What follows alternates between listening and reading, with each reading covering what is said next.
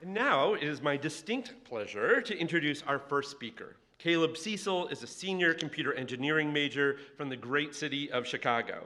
This year, he's been working with Dr. Luan Nguyen on an incredibly timely and important project to help us better understand the next wave of cloud computing and the security risks involved. When not working on his thesis, you can often see Caleb in the MEC family room where he serves as a student engagement assistant. He's excited to apply this experiential learning experience from his thesis into his new job, helping secure the cloud for Amazon. So please join me in welcoming Caleb to the stage.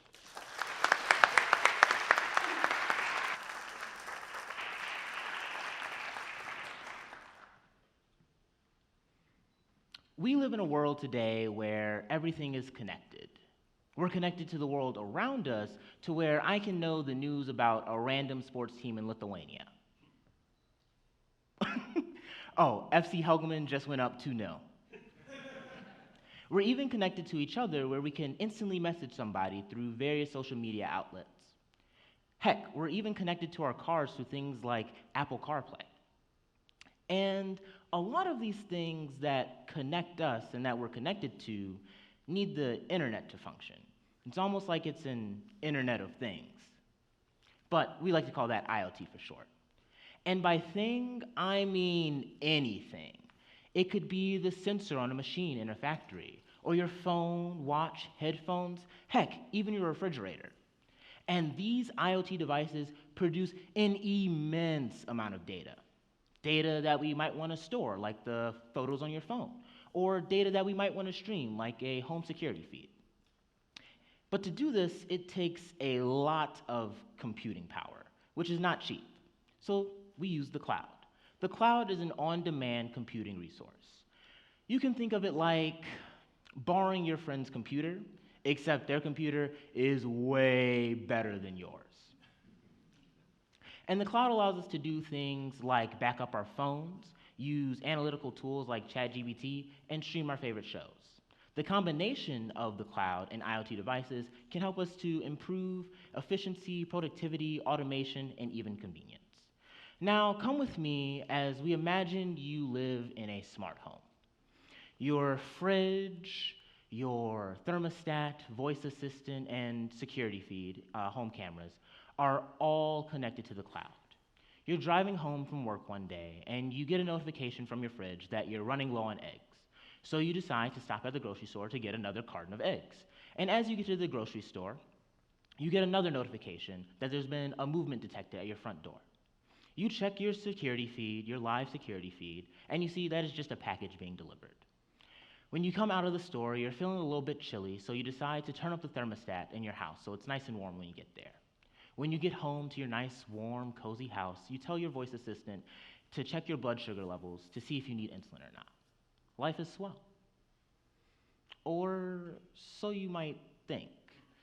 See, a lot of these devices that I've just mentioned don't really have security in them. So what if a malicious person wanted to eavesdrop in on your security camera? Now they know when you enter and leave your house. Or what if they turned off the heat while you were sleeping? Not only would you wake up freezing cold, but if it's the wintertime, your pipes might burst. Oh, and let us not forget about the eggs in the fridge and how they turned up the temperature in the fridge. Even your insulin pump can be sending faulty data and you not realize that you might need insulin at a certain time. So this really begs the question, what security do these things have? And this example may sound a little dystopian, but they're based on real attacks.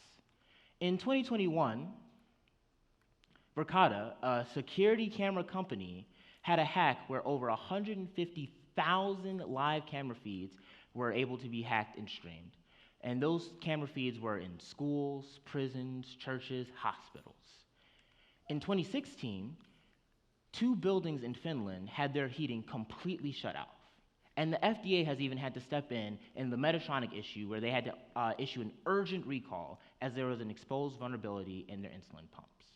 And as I said before, this really does call to question what securities do these devices have?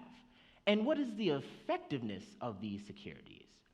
And we must evaluate this effectiveness for our own safety, because if not, we're vulnerable to the most sensitive areas of our life. Now, you may be asking yourself, how do we go about evaluating this effectiveness? We can use something called formal analysis. Formal analysis is something we like to use in the computer science world to verify certain software.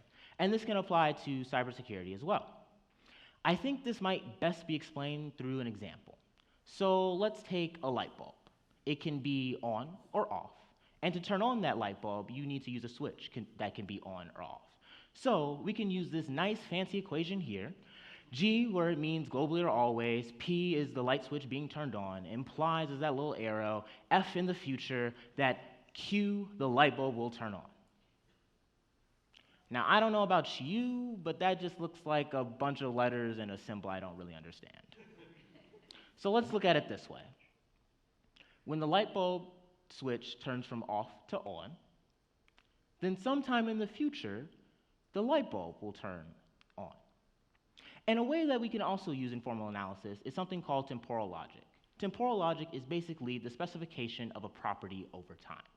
So maybe we want our light bulb to turn on after 3 seconds after the light switch is turned on. So maybe after 1 second it doesn't turn on, maybe after 2 seconds it doesn't turn on, but after 3 seconds, the light bulb's on. And we can put this into a software, maybe like new SMV, to formulate and check this hypothesis for us. Now, we can also apply the same logic to cybersecurity principles. And there's a few specification properties that we might want to look at. One is mutual authentication.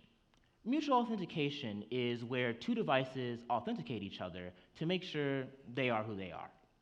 This might look like your insulin pump authenticating the cloud server it's sending its data to make sure it's the right cloud, and also the cloud server authenticating the insulin pump to make sure it's not a rogue device. There are a few protocols that we use in the cybersecurity world that achieve mutual authentication. One is the Datagram Transport Layer Security Protocol. Essentially, how that achieves mutual authentication is through digital certificates where each other authenticate.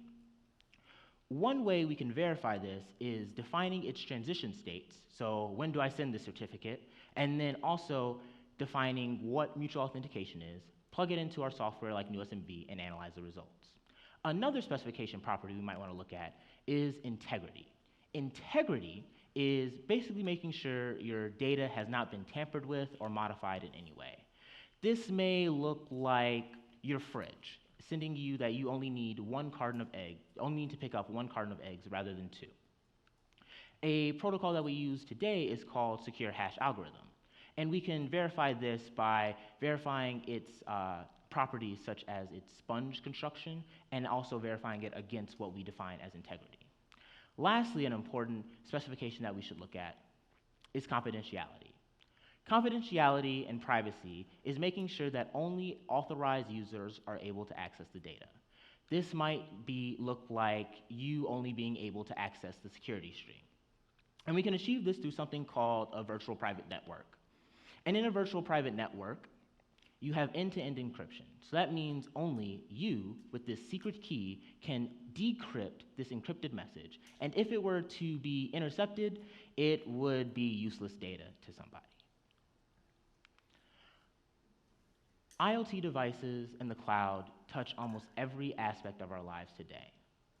Making sure that safety is designed and implemented into these devices, first and foremost, is important because it keeps us safe and safeguards our privacy. Thank you.